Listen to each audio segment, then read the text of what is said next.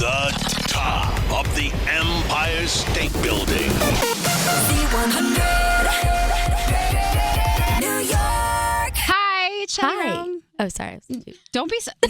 Don't apologize. I looked at you and said hello. The polite thing is to say hello back, and that's what you did. I was just too excited. I'm so happy that you're excited. Zara Larsson is here.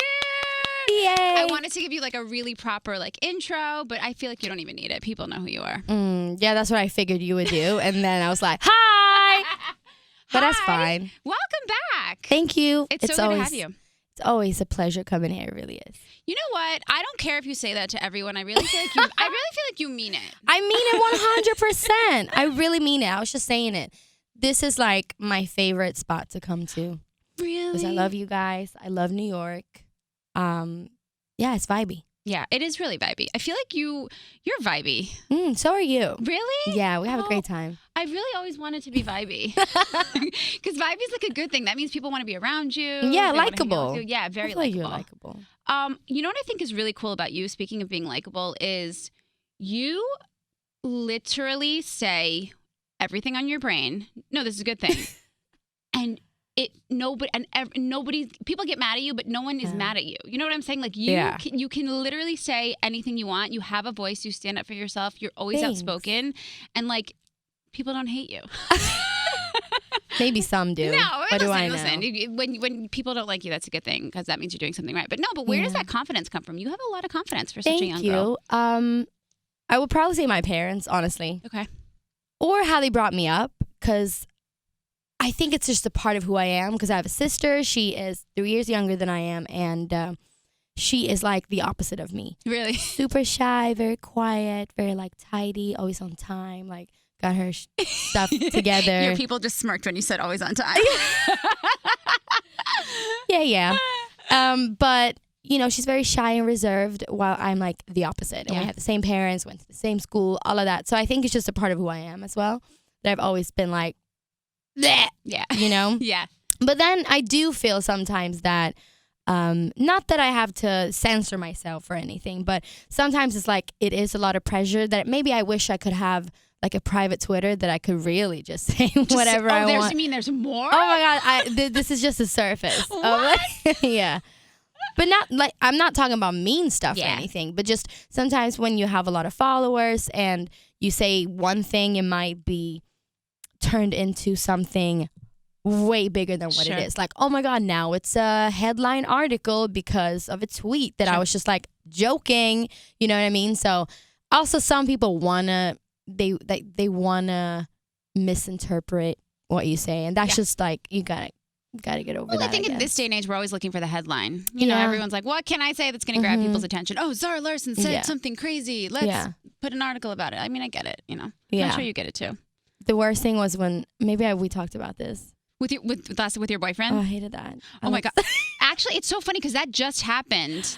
And then you came in here and we were like, that's so crazy because it was so obvious that it wasn't what it was. It's something like that you're just are you guys serious? Yeah. That's a typical thing that could just, Yeah. But I think it's great that you don't let it censor you and you're still you. Yeah. Because there's a lot of girls today who are looking for somebody to sort of give them permission to kind of find their voice. And I think you do a really great job at that, especially being so young.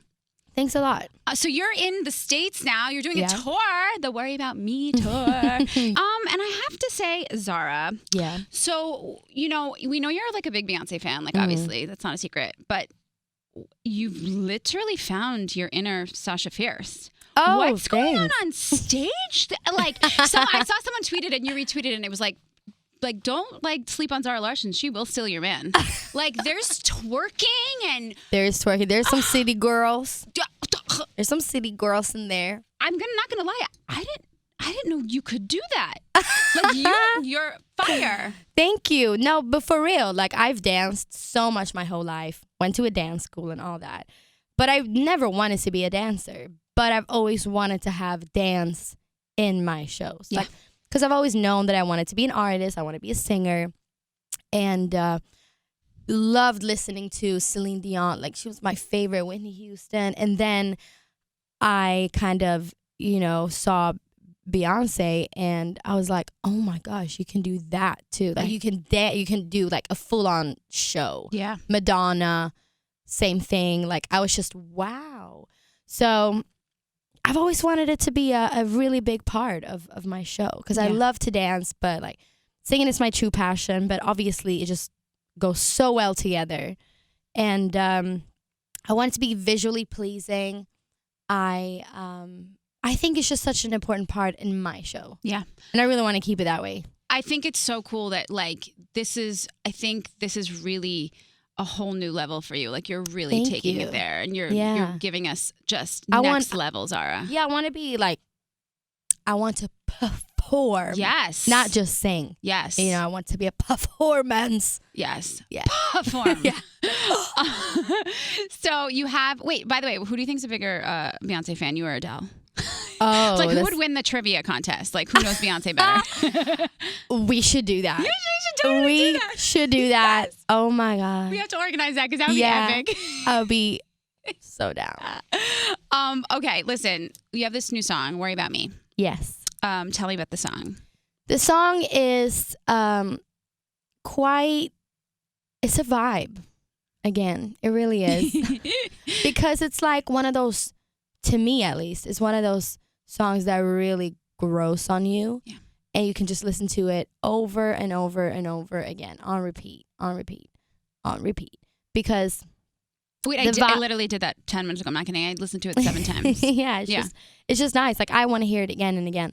The beat is sick. It's a little dancey. It's a little housey, but still cool. Mm-hmm. And the whole concept is basically the most liberating thing when you finally really, really get over someone. But it's almost like that person have a sixth sense. 'Cause as soon as you don't care, they're crawling back. I know, right? Yeah. They're like, hi, stranger. Right. Like fix you. Like fix you. Yeah. And just like, I'm good. Like you said, I sleep good at night. You fix you. You worry about yourself. You worry about you. Because I'm not worried about you anymore. Right. And it's kind of a good song after in my life, I guess, also, because that's also something that we all been through, I guess. And it's not very empowering. No, it's not. But also it could be empowering because it's very honest and it's the truth. But I think that's what makes it empowering is that it's honest and it's truthful. Like we're not always going to be, badass women who... You can also be sad and broken down and just feel like I need you back in my life because... at least that's how I feel because I'm just human and I've been in love and I've been heartbroken and I'm like, I would do anything to make this feeling go away. Like I want you back even though I know you're really, really bad for me. But this one is, don't worry about me. You're over that now. You're actually getting over it, telling yourself, I don't need you to be happy. Yeah. Exactly. Get it together. Yeah. No, I love that. I thought it was so weird though that like even for Ruin My Life, people were like, I saw some people being like, that's so not like a good message. I know. It's so bizarre that the things that people like get so attached to. That's such a strong message, I think. Yeah, I think so too. Like I get it. I really do get it. But at the same time, as I said, I think, especially since I am such a feminist, maybe, and this goes for all women, are being held at such a higher standard of course. Than men. Like I was just listening to Bruno Mars on the way here in the car. And, he says, like, I will catch a grenade for you. I will jump in front of a train for you. I'll do, like, I think if a woman sang that song, people would be like, what?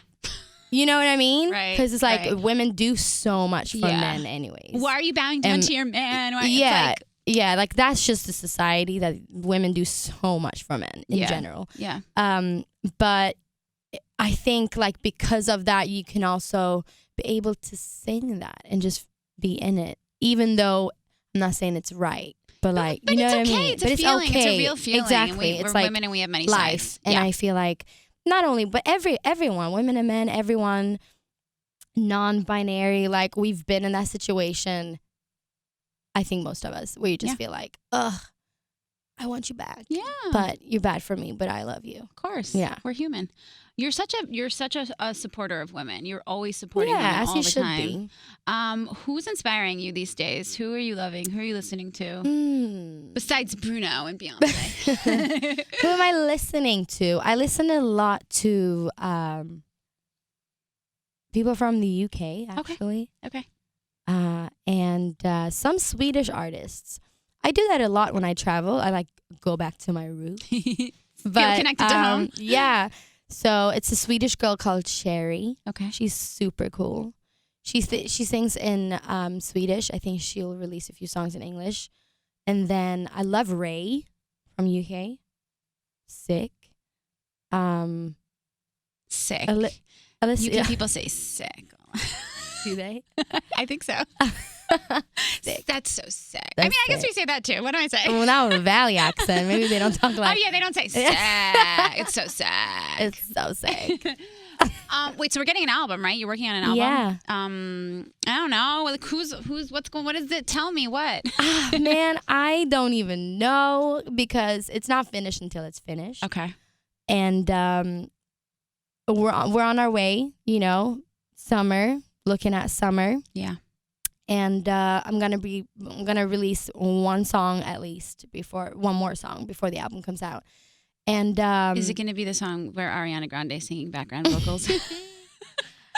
No, but it's a great song, and I would love to have it on the album. Yeah, it's really, really good. It's very cool. It's quite dark, honestly. It's like a little depressing, but I feel like a lot of my songs now are quite up tempo, fun. Okay. Like, yeah, but then you listen to the lyrics and it's like, oh. It's Right. kind of like Never Forget You. Right. You know, you hear it and it's like, oh, it's a super fun dance song. And then you break it down and you realize that it has a deeper meaning. Like, it's not just like, I don't know.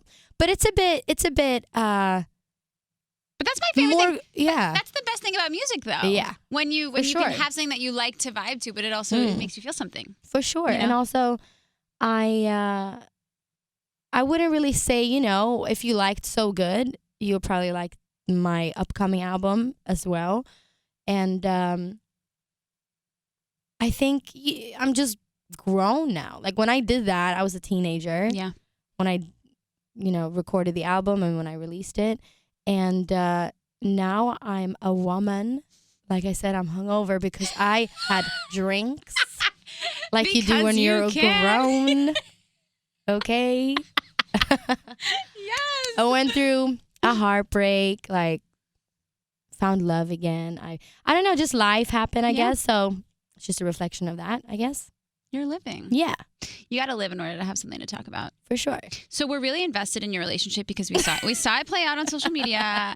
I mean, that's like literally goals. You're like, oh, I like this guy. I'm going to tweet him. He's going to respond. We're going to date. Yeah. So I have to ask you how you guys are doing. We're great. He's on the way here. It's on the flight. Oh, really? Yeah. So you coming to hang out?